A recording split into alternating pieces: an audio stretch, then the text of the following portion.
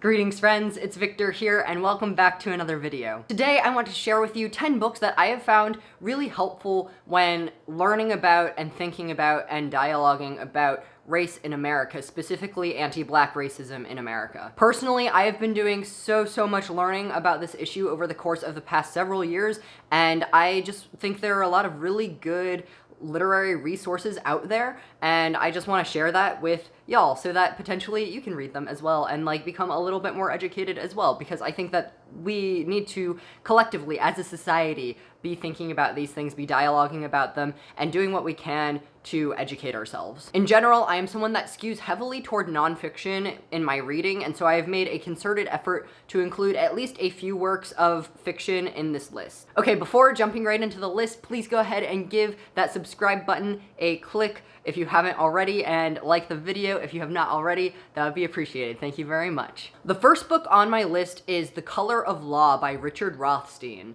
This is one of the first books that I read that really centered around affordable housing and Blackness in America, and I think it was very eye-opening for me when I first read it. This book outlines the history of racism, specifically as it pertains to housing throughout the 20th century. This book outlines and breaks down various different discriminatory housing practices, including redlining, restrictive covenants, and that sort of thing. It also helps to explain how we have gotten to where we are in terms of really socioeconomic class, specifically in urban contexts, being divided largely along racial lines. It talks a lot about intergenerational wealth, or the lack thereof, when it comes to Black families. And it uses these discriminatory housing practices to kind of show us how we got to that point and why we are where we are. The second book on this list is The New Jim Crow by Michelle Alexander. This book centers specifically around Black men and how the war on drugs and the resulting mass incarceration has really formed this new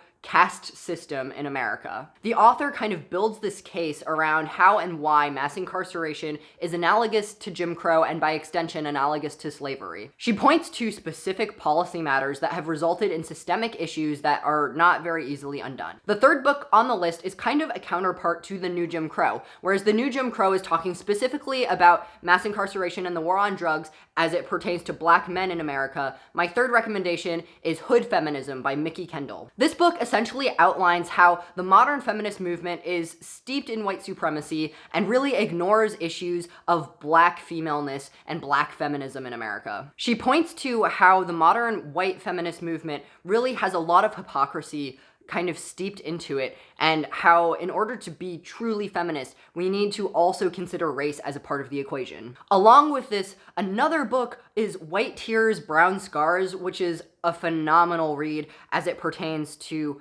feminism and non-white feminism in America. Although this book, it is more around non-whiteness than it is around Blackness specifically, which is why I didn't include it explicitly on this list. The fourth book on the list is The Color of Compromise by Jemar Tisby. This book is a phenomenal read if you're interested in matters of the church or just religiousness in America and how that relates to modern issues. If you are a person that subscribes to the modern American Protestant church, then this may be a painful or unpleasant read for you, but in my opinion, extremely necessary for us to at least acknowledge. The Color of Compromise really takes us through the history of racism in America and the American church's complicity in that systemic discrimination. This is also a great book for getting kind of a big picture overview of the history of race in America. Most of these books kind of have some, at least introductory, section where they talk about the history and how we got where we are, but The Color of Compromise really takes you in depth to each period of American history and talking about what racism looked like during those periods, and also talking about the church specifically and how the church interjected itself or supported various different discriminatory practices or racist attitudes. The fifth book on the list is Why Are All the Black Kids Sitting Together in the Cafeteria by Beverly Daniel Tatum. This book is essentially a psychologist's deep dive into the formation of racial identity in America. The author talks a lot about the developmental psychology in children, adolescents, and even young adults as it pertains to the formation of racial identity. As an added bonus, she also does talk a little bit about how to parent a non-white child well as it pertains to conversations that we have around race and identity. As a non-white person, I thought that this read was extremely interesting, and I definitely resonated a lot with some of the things that the author was saying. Even though it wasn't specifically geared toward my demographic, I still found it really interesting and very, like, affirming in a lot of ways. Alright, number 6 is Dying of Whiteness by Jonathan Metzl. Now, this is a really interesting read because it doesn't directly address issues of blackness in America, rather it centers on white men. Dying of Whiteness is basically a book about how conservative politics end up really hurting working class white men in America. The author takes us through 3 case studies. The first is death by gun suicide in Missouri. The second is inaccessibility of healthcare in Tennessee. And the third is crumbling educational systems in Kansas. The author essentially takes different policy points in conservative politics and shows how even though these things do hurt minorities, they also hurt the people who are supporting them, namely working class white men. The author also addresses this idea of the castle doctrine, which is essentially that I, as a working class white man, am the king of my castle, and I want to have as much authority attributed to me as possible because of that. Now, obviously the author really does a deep dive into that and is able to break that down much more elegantly than I did in that 2-second bit, but it is a really interesting read because it kind of shows how the idea of I don't want to associate myself with the racial other, with the immigrant, with the non-white, really how that kind of intentional distance really ends up hurting the people doing the distancing in the process. Book number 7 is Between the World and Me by Ta-Nehisi Coates. This book is a masterpiece. It is a beautifully written memoir type of book from the perspective of a father to a son. The author is essentially reflecting on his life as well as his place as a black man in America from the perspective of giving his son advice. Especially if you have the background and the context of the previous 6 books in terms of being more or less aware of and up to date on the systemic issues in America, this book on its own is just absolutely brilliant and gorgeous and a really powerful, depressing, but also beautiful reflection on where we are and what we as individuals make of it. Or more realistically, what he as a black man, as an individual, makes of it. Book number 8 is All Boys Aren't Blue by George M. Johnson. This book is a memoir of a non-binary black person who basically is detailing their experience as a black queer person. I had the privilege recently to hear the author speak, and they are just really articulate and just a really brilliant, lovely human being, and their book is really thoughtful as well and handles difficult issues in a reflective memoir style that I found really enlightening, but also deep and meaningful. The author talks a lot about intersectionality between blackness and queerness, and how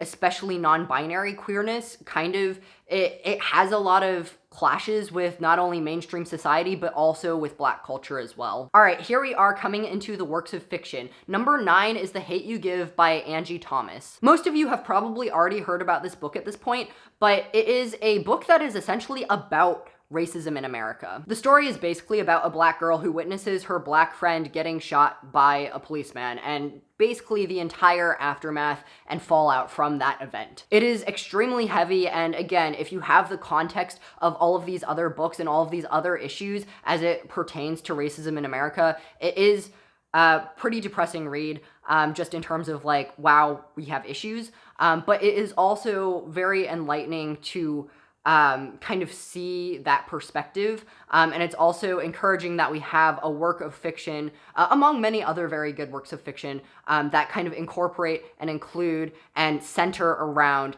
these types of issues. And finally, book number 10 is The Vanishing Half by Britt Bennett. This book is essentially a fictional, multi-generational chronicle that centers around 2 twins who are light-skinned but black. one twin ends up getting with a very dark-skinned black man and has a dark-skinned black child, whereas the other twin ends up getting with a white man and has a very white-passing child. And it kind of follows how each of their lives and their children, how their lives look very, very different from each other. As a side note, it also has a character in it that is a trans man, and I thought that that representation was very well done. I felt like that character had a lot that I could relate with, and that's the first time I've ever really seen a trans man in media that I felt like I shared experiences with. So I think that that representation was very well done and not just a oh, we'll throw that in there just so that there's some representation. The story itself is really interesting. The characters are very deep and well formulated.